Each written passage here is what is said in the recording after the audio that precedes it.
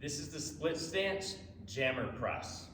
So the setup here is a little extensive. So what you need first is to take the rings off of the straps. So you need the straps without the rings. You're going to set the J-hooks up so the barbell can sit about belly button high. So if I get this barbell set on my J-hooks first, walk up to it, it should be right at my belly button.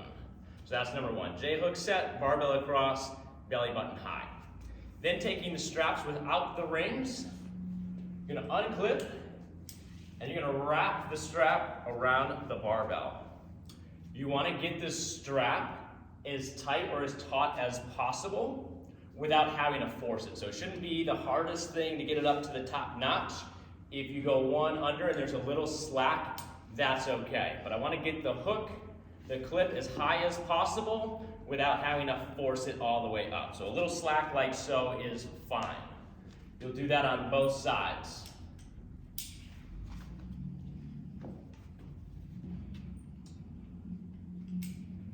And then checking to make sure that one, straps are even with each other. They're not twisted, so there's be no twist in the strap. Everything's as flat as possible.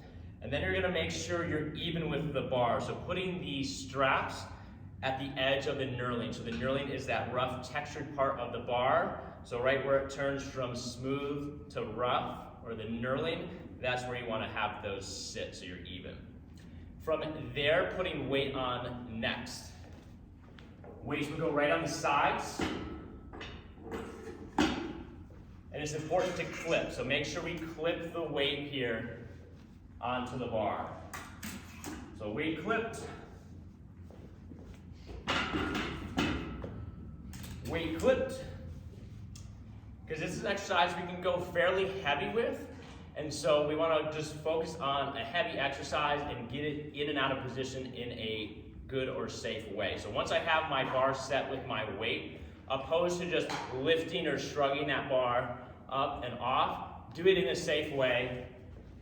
Go to the edge of the bar, carefully bring that off the J-hook, let it rest, keep the other side, lift, let it rest. Now we're supported with the suspension with the cables or the straps. All right, from here it's a great push exercise for the upper body.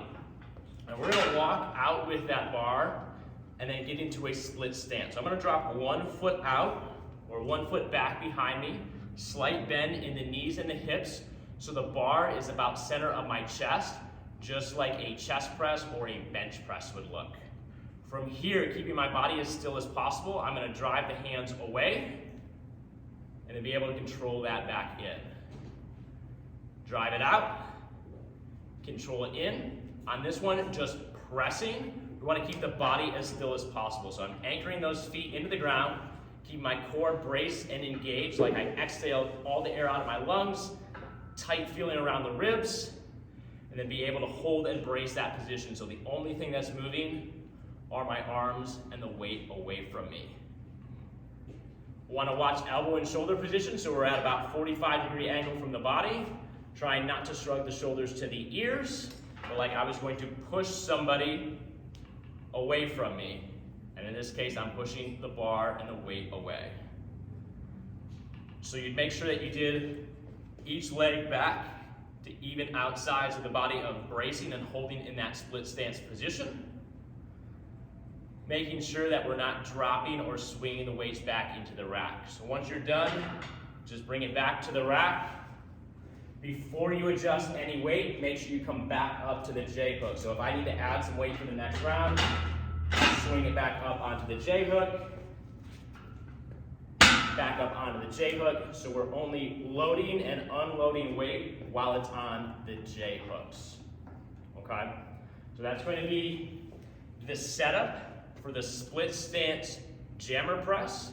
Make sure you focus on those little details to make this a safe exercise.